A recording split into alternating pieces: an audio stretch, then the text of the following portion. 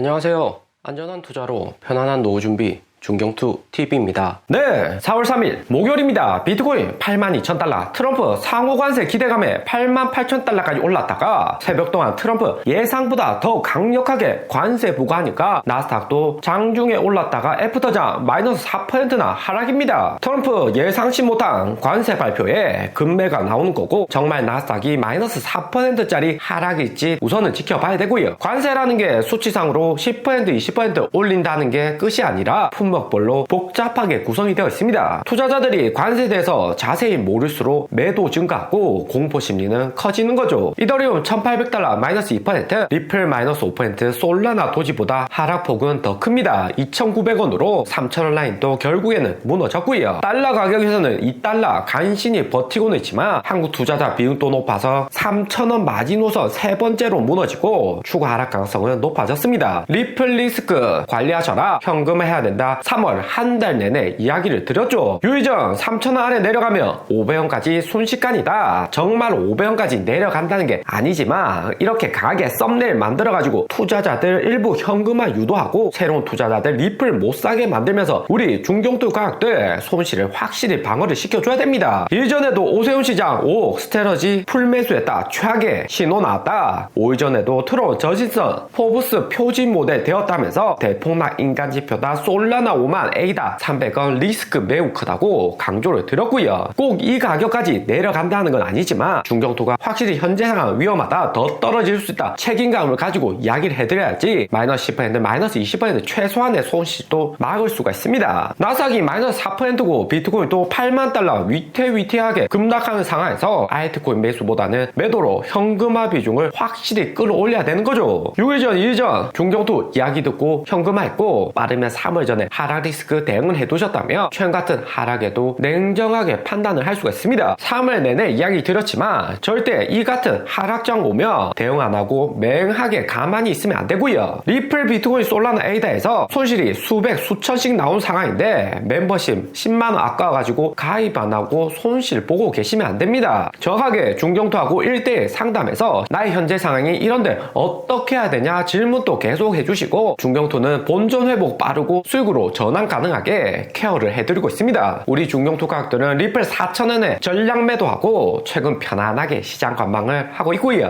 리플도 거래량 많은 코인이라서 지금 하락은 하지만 저점 매수구가 점차 다가오고 있습니다. 무작정 리플 오를 것이다, 만원 간다 10만원 간다 생각만 하시면 안 되고 최근 구간 고점 대비 하락 마이너스 40% 했는데 미리미리 대응을 하셔야 됩니다. 혼자 투자해서 절대 힘들어하지 마시고 중경투 옆에 두고 편안하게 투자를 하시고요. 나스닥 코인 하락시킨 트럼프 상호관세 발표 보면 트럼프가 직접 백악관 앞마당에 나와서 관세 율표 보여주면서 자세하게 브리핑을 했습니다. 심각한 상황이다. 파란색 흰색이 해당 국가가 미국에 부여하는 관세이고 미국은 상대적으로 낮게 절반 이상의 관세만 상대국에 부과한다고 했고요. 미국에 절대적으로 불리한 관세 정책으로 임기 동안 바로 잡겠다 이야기를 했습니다. 중국은 미국에 67% 관세 매긴데 반해서 미국은 34%, 유럽은 39% 매기는데 미국은 20%, 베트남 90%, 대만 64%, 일본도 46%, 인도 52%로 해당 국가들 미국의 관세 부과율이 매우 높다고 했습니다. 전체 글로벌 국가에 미국은 상호관세 10% 기본적으로 깔고 가고 거기에 관세 부과 많이 하는 중국, 유럽, 베트남, 한국에게는 추가 알파로 관세를 높일 것이다. 트럼프 자세하게 발표를 했습니다. 대신 모든 상품에 부과하는 게 아니라 미국에 공장 있으면 관세는 없고 기존에 부과된 철강과 알루미늄, 자동차 추가 관세는 없다고 했습니다. 무역 확장법 233조 적용 물품이나 금괴나 에너지도 관세는 없다고 했고요. 사실상 한국만 봐도 자동차나 반도체가 핵심이기 때문에 미국이 이렇게 관세 부과한다고 해도 전체적인 한국 경제에 타격은 크지 않다, 제한적이다 볼 수 있습니다. 이렇게 되면 미국이 농산품에서 좀 더 우위를 가져갈 수 있지만 한국 경제에서 농산물 비중은 크진 않고요. 까다로운 관세 부과 절차로 인해서 트럼프가 발표한 수치와 실상 실상은 다르기 때문에 관세 모르는 투자자들이 최근 구간 패닉세를 많이 한다 볼 수 있습니다. 때문에 나스닥도 며칠 하락하다가 시장에서 제대로 된 분석을 내버리며 재차 반등할 수 있는 기회도 있고요. 트럼프는 관세 발표하면서 마침내 우리 미국이 우선시하고 있다. 어느 나라보다 훨씬 부유해질 것이다. 미국 우선주의를 강조하기도 했습니다. 거기에 트럼프 새벽 동안 위험자산 하락 올 수 있다고 이야기를 했는데 2018년에만 봐도 트럼프가 증시 오른다 지금 사야 된다 하면 오히려 반등 오는 경우 많고 이렇게 하락 온다고 하면 트럼프 말 따라서 내려오는 경우가 상당히 많았습니다. 트럼프 무엇보다 관세 전쟁으로 나사 빠르게 반등 못 오고 위험자산 코인 포함 나스닥 잡주 같은 경우 애플, 테슬라, 마이크로소프트 못 오르고 횡보하며 흘러내리는 경우가 상당히 많죠. 나스닥만 봐도 애프터장 마이너스 4% 빠졌는데 트럼프도 본장보다는 장 끝난 애프터장에서 관세를 발표했습니다. 최대한 하락 충격을 줄이겠다는 전략인 거고요. 나스닥은 주봉상 120선 400달러까지 아직까지는 여유가 있습니다. 비트코인 하루 전 88,000달러 반등 온 것처럼 혹시나 트럼프가 관세 부과 예상만큼 안 할 것이다. 인플레 올라가는데 관세 부과하면 금리도 못 올릴 것이다. 이런 논리에 약간은 올랐었고요. 하지만 2018년 미중 무역 전쟁에서도 주봉상 120선까지 트럼프 시절 조정 온 적은 많았습니다. 트럼프도 나스닥 하락 방어 지선까지는 경제나 주식이 방어할 수 있는 여유가 있다는 걸 잘 알고 있는 거고요. 그리고 트럼프 스타일이 지난 영상에서도 줄곧 이야기 드리지만 시장 마트 물건 팔듯이 50% 40% 대폭 깎아주는 게 아니고 많아야 10% 찔끔 줄여주는 게 재벌 출신이고 거래 고수인 트럼프 스타일입니다. 나스닥이 너무 김치국부터 먼저 마신 거고 애프터장 마이너스 4% 충격에 빠르게 하락을 하는 거죠. 현대차도 미국에 31조 공장 라인 투자하는 것은 트럼프 스타일을 미리 잘 알고 있어서 관세 부과는 절대 피할 수 없다 판단을 한 거죠. 트럼프 관세 발표 이후 코인 나스닥 하락했지만 결코 부정적인 면만 있다고 볼 수는 없고요. 패너같이 올해 금리나 예상치 보면 관세 전쟁으로 연중 금리 인하가 2번이 아니라 3번까지 할 수 있다. 6월에 한 번 내리고 7월, 10월에도 금리 또 내릴 수 있다 전망을 바꿨습니다. 연준 인사들도 인플레 우려가 있기 때문에 금리를 못 내린다는 관점이지만 관세 역량이 6개월 뒤에서나 나오고 당장의 금리는 3번이나 할 수 있다는 패드워치 예상치고요. 무엇보다 나스닥이 빠르게 하락오고 있는데 연준도 금리 인하를 더 해줘야지 하락오는 나스닥 방어할 수가 있고 트럼프도 직간접적으로 연준을 압박을 하는 거죠. 비트코인은 이번 하락으로 200일선 재돌파 실패하고 다시 내려가고 있습니다. 2월 마이너스 17% 빠진 이후 최근처럼 이렇게 올랐다 빼는 게 무서운 움직임이죠. 관세 전쟁으로 빠르게 비트코인 못 상승한다는 걸로 최근 뉴스 보면 테더 코인 회사에서 비트코인 8,000개 산다. 겐스탑에서 비트코인 매수 계획 내놨다. 일본 애니시도 9천억 원치 비트코인 샀다. 마이크로스트래터지도 22,000개 하락에 더 매수했다. 이런 소식이 나오는데 전형적인 투심을 회복시켜 주려는 움직임인 거고요. 관세 전쟁 나스닥 하락이라는 쓰나미에 이런 매수는 바가지로 배에서 물 퍼내는 행위에 지나지 않습니다. 나스닥도 120선 미국 경제가 흔들리는데 대기업에서 사준다고 해도 비트코인 가격이 빠르게 반등을 못하는 거고요. 21년은 비트코인 하락장에서도 넥슨이 4만 달러 매수했다. TSMC, 엔비디아도 비트코인 살 거다 이런 루머와 비슷한 상황으로 비트코인 10만 달러 여기 물린 투자자들 못 팔게 하는 소식 정도다 보시면 됩니다. 여기 나오는 기업들은 기본적으로 자산 가격 크고 개인 투자자보다 시드가 빵빵하기 때문에 하락 온다고 해도 충분히 더 모아갈 수 있는 자금력이 되고요. 하지만 개인들은 현재 구간에서 매수했다가 더 떨어지며 결국에는 패닉세 손실을 보고 파는 경우가 허다합니다. 중경투가 유튜브 5년째 하면서 각종 데이터 보지만 가장 충격적인 것이 2010년 투자자들이 가장 매수 많이 했던 구간이 21년 4월 비트코인 65,000달러 폭발적으로 상승하는 여기 구간 있고 대폭락 나오기 직전 이더리움 클래식 10만원, 20만원, 리플 등 가장 큰 폭의 상승이 있었습니다. 거기에 22년 하락장 올 때도 비트코인이 결국은 17,000달러 빠지긴 했지만 투자자들 가장 많이 보유하고 있는 비트코인 평단은 여기 구간 4만 달러 후반이었고요. 4만 달러 후반에 팔아야 되는데 안 팔고 버티다가 결국은 16,000달러 떨어지니까 여기 구간 매도가 가장 많습니다. FTX 파산에 투자자들 결국 못 참고 시장을 떠났고요. 나스닥은 장중에 관세 기대감으로 오르긴 했지만 테슬라는 플러스 5% 오르고 관세 발표 마이너스 6% 하락. 애플은 횡보했지만 애프터장 마이너스 7%로 하락폭이 빅테크 중에서 가장 큽니다. 테슬라나 애플이 중국 포함 해외 공장이 메인이라 관세 전쟁 타격을 받을 수밖에 없고 미국 내 공장을 만들어야 되는 거죠. 엔비디아도 마이너스 4.5%로 100달러도 위태위태한 상황이고 23년 급등 이후 100달러 아래로 2년 넘게 떨어진 적 없는 엔비디아였는데 이번에 100달러 아래로 떨어지면 대규모 하락이 나올 수가 있습니다. 엔비디아가 AI에서 선두는 맞지만 마이크로소프트도 AI 투자, 데이터 센터 줄인다고 했고 관세 전쟁으로 빅테크 1분기 실적도 나쁘게 나올 가능성이 현재로서는 높고요. 오늘의 영상은 여기까지입니다. 좀 더 디테일한 투자 정보가 필요하신 분들은 커뮤니티로도 자료가 공유되니까 멤버십 가입과 구독 부탁드립니다. 감사합니다.